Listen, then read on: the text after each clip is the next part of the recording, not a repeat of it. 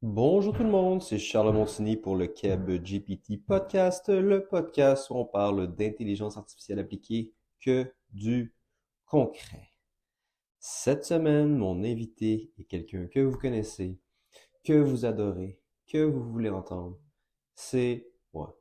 Donc, blague à part, cette semaine, j'avais envie de parler de quelques sujets spécifiques, pas nécessairement avec un invité. Je pense que je vais essayer de faire ça euh, peut-être une fois par mois, peut-être une fois par 2 mois, quelque chose comme ça. J'ai plusieurs sujets dont j'aimerais discuter autour de l'IA et m'aider en fait à me faire une tête là-dessus et potentiellement à vous faire une tête sur ces sujets-là. Donc rapidement, les sujets que je vais parler, c'est premièrement Meta AI, donc les nouvelles sorties au niveau de leurs lunettes Ray-Ban qui est on vit dans on vit dans le futur, guys.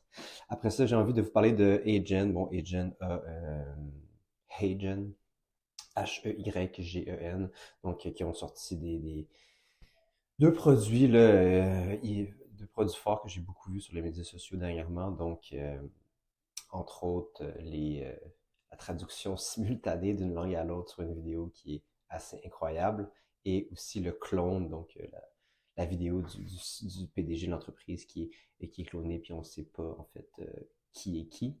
Après ça, mes sujets 3 et 4 sont relatifs à OpenAI, donc des sorties dernièrement, donc DALL-E 3 ou DAL 3 dans le chat GPT. Super intéressant, GPT 4V, donc le vision de ChatGPT. Finalement, j'ai envie de parler comme cinquième sujet de AWS et du deal qu'ils ont fait avec Anthropic, l'entreprise qui développe Claude. Et finalement, je vais vous parler un peu des modèles open source avec Hugging Face parce que c'est quelque chose qui m'est beaucoup demandé en meeting de vente dernièrement. C'est est-ce qu'on peut travailler avec d'autres choses que OpenAI, Google et compagnie. Donc, Meta AI a sorti des lunettes Ray-Ban avec des petites caméras et une possibilité bon, de détecter des trucs en live, ce qui est complètement tordu. Euh, Comme je disais, on vit clairement dans le futur en ce moment et on ne le sait pas. Euh, j'ai pas essayé les lunettes en tant que telles, j'ai aucune idée si ça fonctionne bien, leur capacité à vraiment euh, nous dire, par exemple, tu es devant l'Arc de Triomphe, puis ils nous disent ce que c'est, ils nous donnent des informations, peut-être des trucs sur le Wikipédia, tu pourrais poser des questions, j'en sais rien. Bon, premièrement, est-ce que c'est réellement utile par rapport à avoir ton téléphone? Déjà qu'on est un peu tous accros à nos téléphones, est-ce qu'on veut en plus avoir des lunettes toujours sur nous? Je ne sais pas. Je dirais que non. Non, ça va. J'ai déjà ma montre, j'ai déjà mon téléphone. Ceci étant dit, ça peut être pratique, honnêtement, pour certains use cases. Là, on a vu par exemple, les lunettes aussi ont des caméras qui peuvent t'aider à filmer une angle de point de vue assez intéressante là, pour les gens qui veulent créer du contenu. C'est vachement intéressant. Ceci étant dit, moi, ce que je trouve encore plus intéressant, en fait, c'est de voir encore une fois Meta se positionner comme vraiment dans le hardware. Donc, c'est quelque chose qui n'avait pas. C'est quelque chose qu'on commençait à travailler avec justement le metaverse. C'est une problématique qu'ils ont eue dernièrement avec Apple qui a décidé de un peu couper là, la pub qu'ils pouvaient faire sur les iPhones. Ça a été problématique pour eux. Et depuis tout ce temps, en fait, Apple n'était qu'un logiciel et ne maîtrisait pas de hardware comme Google avant, mais qui a créé le Pixel. Euh, D'autres entreprises ont aussi se positionner là-dessus aussi, le Microsoft entre autres, mais ce n'est pas nécessairement facile. Donc, en suivant les lunettes Oculus de Meta, qui, on sait tous, ne fonctionnent pas tant que ça. Là, donc, je sais pas c'est quoi la proportion de gens qui ont des lunettes euh, de Oculus ou du Metaverse ou whatever par rapport à des gens qui ont un téléphone, c'est tout petit. Mais bon, peut-être avec des lunettes un peu plus stylées, si vous me prêtez l'expression, que les gens veulent porter avec Ray-Ban, ben il y a plus de gens qui vont les porter et ils vont être capables de récolter plus de données. Euh, j'ai entendu déjà Ian LeCun, le chef scientifique de chez Meta, parler de comment ils vont devoir avoir des données de la vie de tous les jours pour être capables d'entraîner leurs IA. Et ce positionnement-là, avec ces lunettes-là, si les gens le portent constamment, ils posent des questions constamment, mais ça va générer une masse de données assez incroyable. Donc, je pense que c'est une des raisons, en fait, du positionnement de Meta de ce côté-là, c'est la capacité avec ces produits-là d'aller chercher la donnée. On peut aussi penser, bon, aux annonces que fait Apple par rapport à la réalité mixte et non uniquement euh, la réalité virtuelle. C'est un peu dans le même genre de positionnement. Mais, tu vois, Meta aussi s'est positionné cet été ou à la fin du printemps avec Threads. Donc, une autre façon, en fait, là, de récolter de la donnée texte, des longs textes. On sait que, bon, Instagram, Facebook, beaucoup de photos, vidéos, mais ils voulaient un positionnement un peu à la Twitter pour aller chercher du bon texte à entraîner des grands modèles de langage dessus. Donc, ça va être intéressant à suivre. Personnellement, je ne suis pas très à l'aise avec soit moi-même porter ces lunettes-là et donner de la donnée à Meta comme ça, ou que des gens autour de moi portent ces outils-là. Donc, c'est un peu une question de sécurité qui va être intéressante à voir. C'est quoi? En Europe, tu ne pourras pas les porter, donc tu vas devoir les enlever à l'aéroport. À suivre, mais bon, je pense que, encore une fois, Meta va potentiellement se mettre les pieds dans les plats avec ses lunettes. Maintenant, sujet numéro 2, HeyGen, la compagnie, vous l'avez peut-être vu sur les médias sociaux, mais c'est une façon de traduire, un de leurs produits en fait, c'est une façon de traduire une vidéo euh, avec les lèvres et tout dans une autre langue, ce qui est franchement très intéressant.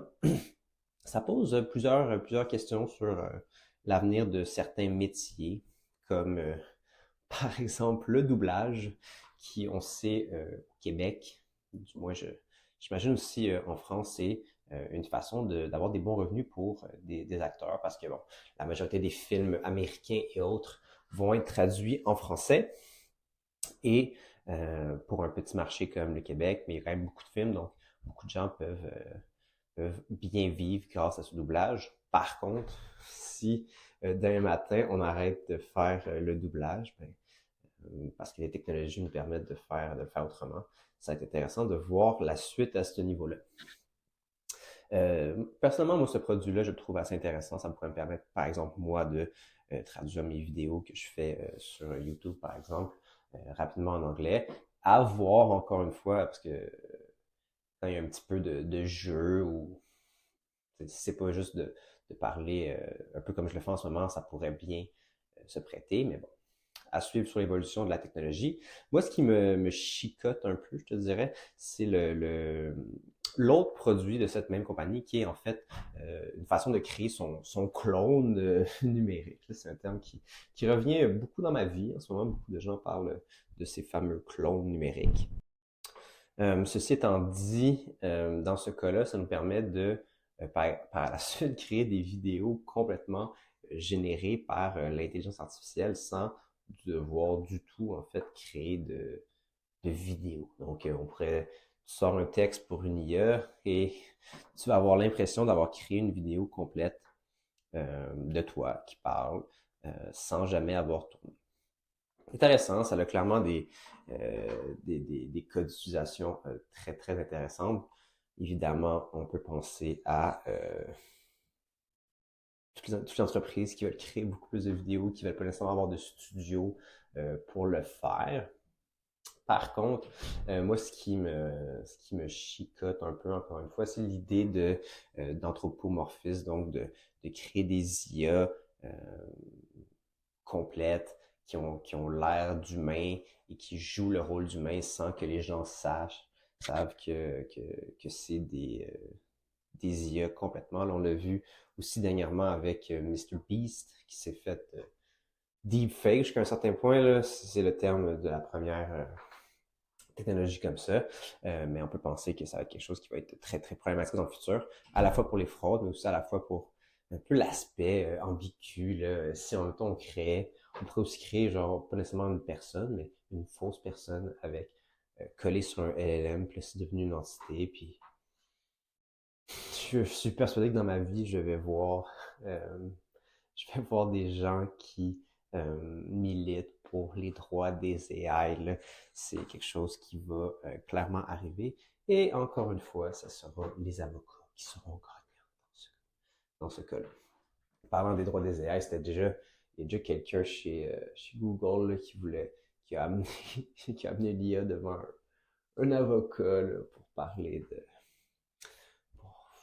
de ses droits. Donc, à suivre, mais bon. Euh, c'est ça. Moi, c'est le risque avec Agent de l'anthropomorphisme là, que je suis pas extrêmement à l'aise avec. Maintenant, sujet numéro 3, DALL-E 3, DAL 3, le nouveau produit d'OpenAI qui continue de livrer à vitesse grand V, quand même chapeau à l'entreprise qui est capable de livrer tous ces produits de AI extrêmement rapidement. Est-ce qu'ils ont à l'interne une équipe de AGI qui code potentiellement? Là, on est en train de croire qu'ils sont hyper forts, mais finalement, ils ont juste euh, créé un super intelligence qui fait tout le travail pour eux. Blague à part, s'il y avait vraiment un AGI qui codait pour eux, il y a vraiment des meilleures fonctionnalités dans ChatGPT. Ça, c'est une autre question. DAL 3 qui est sorti, j'ai un peu du mal à comparer, par exemple, avec la dernière version de Midjourney, de Stability AI à suivre. C'est une bonne question. Je ne sais pas si c'est mieux ou si c'est pas mieux. Euh, dur à évaluer. C'est déjà dur à évaluer les modèles de langage en texte, en images. Je ne suis pas assez créatif pour faire la distinction. Par contre, ce qui est très, très, très intéressant dans DAL 3, c'est le fait que quand tu poses une question dans ChatGPT avec DAL 3, il va venir te créer 4 prompts avec 4 images différentes. Et de ces 4 images-là, tu vas être capable de repartir et de choisir peut-être un des 4 prompts, une des 4 versions et de l'améliorer, de le retravailler. Mais au final, on est en train en fait d'automatiser le bon vieux prompt engineering. Donc, il y a quelques mois, on se disait, les métiers d'avenir, c'est prompt engineer, donc être capable de poser les bonnes questions à la machine, mais déjà, avant même qu'on ait automatisé un vrai emploi jusqu'à un certain point, on est en train d'automatiser cette partie-là de la job. Donc, d'ici quelques temps, quand on va avoir fait assez de prompts, ben, ça va être clair que l'IA sera meilleure que nous à créer également des prompts. Donc, pour moi, c'est la chose la plus intéressante avec DALL-E 3. Comme je disais, je ne suis pas nécessairement bien placé pour l'évaluer, mais de ce côté-là, d'être capable de faire des prompts, c'est extrêmement intéressant. Même de la même manière, on pourrait demander à ChatGPT une question, puis il pourrait élaborer sur 4 avenues potentielles pour créer des prompts et répondre 4 fois. C'est quelque chose qui serait également potentiellement super intéressant. Une bonne idée, en fait, de business qui pourrait durer genre un mois et demi avant que ChatGPT le mette dans l'outil. Et de la même manière, j'ai l'impression que dans la dernière version de GPT-4, qui est sortie le 25 septembre, je crois, on a ajouté des instructions dans les prompts système. Donc, par là, je veux dire que quand tu poses des questions à ChatGPT, il y a déjà des instructions qui sont mentionnées pour guider en fait l'outil. Et une des choses qui était beaucoup mis de l'avant dernièrement dans les bonnes pratiques de prompt engineering, c'était de demander à ChatGPT de nous dire étape par étape qu'est-ce qu'il allait faire. Donc, tu poses une grosse question complexe, par exemple, organise-moi mon voyage dans le sud, et tu vas lui dire, mais réfléchissons étape par étape. Il va dire, OK, premièrement, je vais trouver un endroit, des dates, des avions, un hôtel, etc., etc. Et maintenant, quand tu poses une question, du moins j'ai eu cette expérience-là dernièrement, ben, il te répond étape par étape. Donc, il va déjà faire cette étape par étape-là. Donc, encore une fois, de ce côté-là, j'ai l'impression qu'on est en train d'automatiser le prompt engineering ou d'ajouter en fait des fonctionnalités un peu sous le capot qu'on voit pas pour améliorer ce qui est fait. J'ai envie maintenant de vous parler de GPT-4V, la version Vision de ChatGPT, que j'ai personnellement pas été hyper... J'ai peut-être pas assez essayé, honnêtement, j'ai peut-être pas assez testé des use cases. Par contre, j'ai pas été super emballé ou j'ai pas trouvé que c'était une si grande amélioration technologique pour avoir déjà monté en fait ce genre de d'outils-là. Parce qu'au final, tu sais, j'ai vraiment l'impression que du moins, je vais vous commencer par vous parler un petit peu du use case que j'ai déjà construit, qui est l'idée que tu as le côté vision. Donc, j'avais utilisé GCP, donc Google Cloud, l'API de la vision. Je mettais des photos dedans, je sortais du texte et du texte, je connectais avec un LLM, on prenait des décisions par rapport à ça. Donc, ceci étant dit, c'est hyper intéressant de, effectivement, de connecter des photos avec un LLM. Est-ce que je serais allé jusqu'à dire que...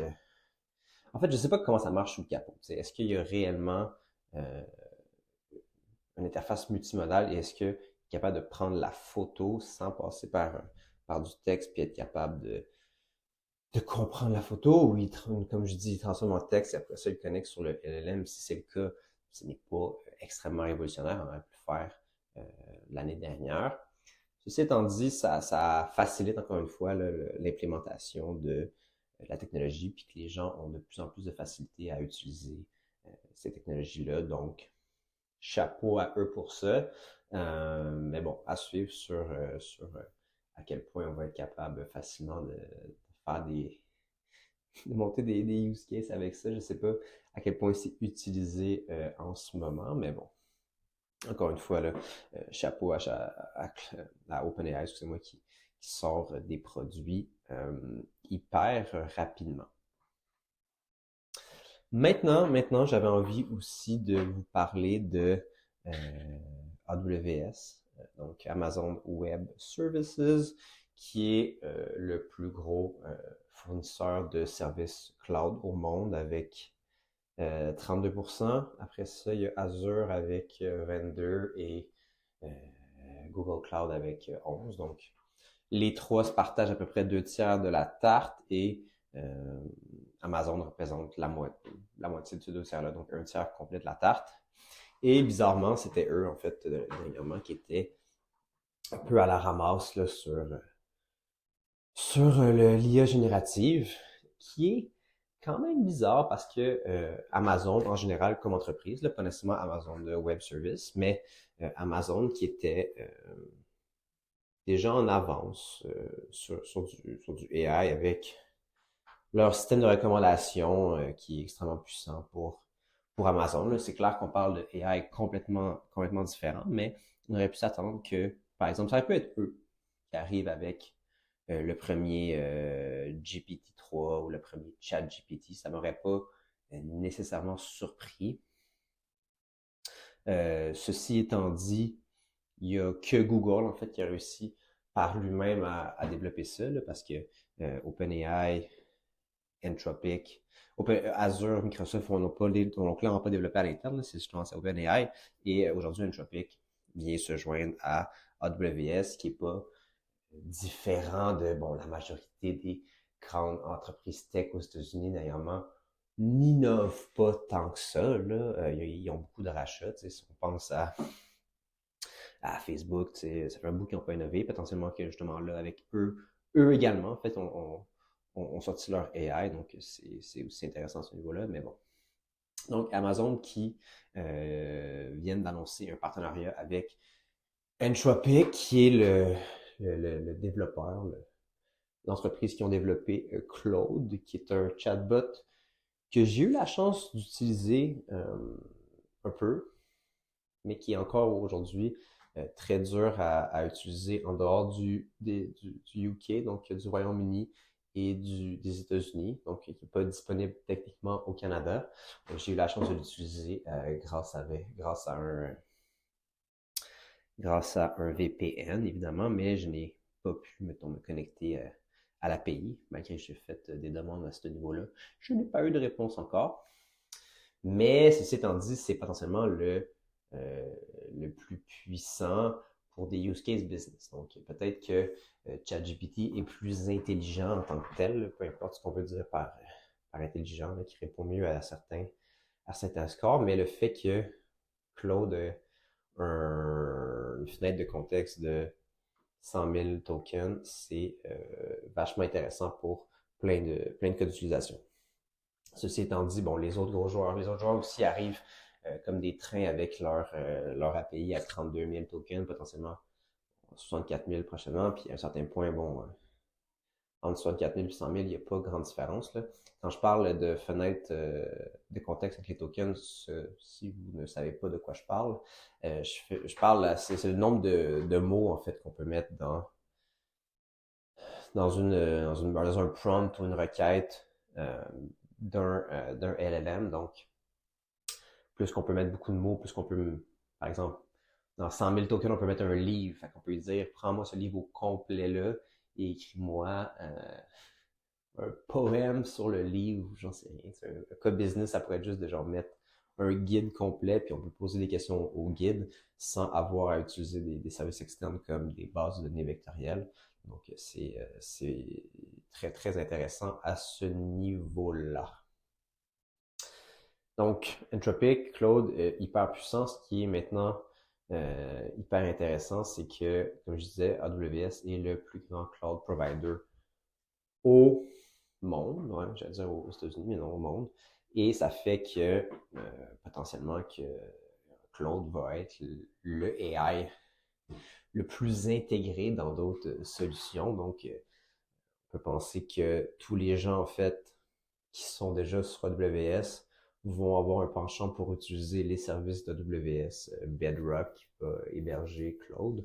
Un peu comme moi, j'ai toujours travaillé en fait avec Google Cloud Platform de manière. Quand j'ai le choix, j'utilise Google Cloud Platform. Je travaille avec les autres, mais je préfère cette interface-là. Et du coup, bah, je suis toujours penché d'aller au moins essayer Palm 2 qui, dans bien des cas, donne des bons résultats et qui est bon, c'est plus simple à travailler dans un environnement avec un seul fournisseur cloud. Et comme la majorité des gens sont déjà sur AWS, ben c'est très possible, très probable que Claude devienne également l'IA la plus utilisée, qui est en fait une petite surprise parce que on peut penser qu'en ce moment il est peut-être un peu bon troisième là, après justement OpenAI et Google Cloud, mais qui pourrait glisser et venir au premier rang grâce à la position dominante de l'entreprise avec qui ils ont fait un deal. Bon, maintenant, sixième et dernier point, j'avais envie de parler des modèles open source et de Hugging Face. Je ne suis pas un spécialiste de Hugging Face, là, en toute transparence.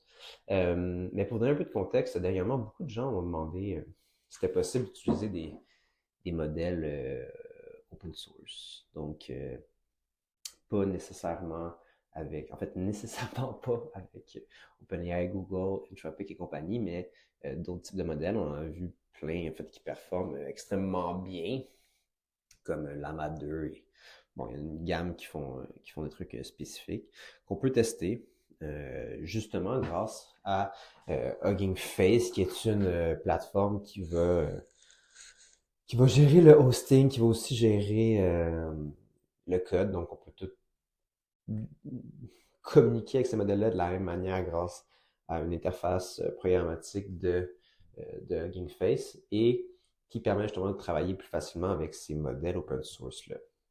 L'idée est que c'est assez compliqué là, Ben, des fois, c'est même pas disponible, en fait, mais si j'ai trouvé, par exemple, une version de Llama 2, puis là, que tu peux installer, que tu peux dealer, que tu peux jouer avec. Mais premièrement, c'est énorme comme modèle. Et deuxièmement, ben, ce que ça fait, c'est que il faut que tu mettes sur un serveur, faut que tu fasses la maintenance et tout. Donc, c'est quand même tout un boulot. C'est un peu avoir, dans le temps, avoir son propre serveur par rapport à utiliser un service tiers pour son site web et tout.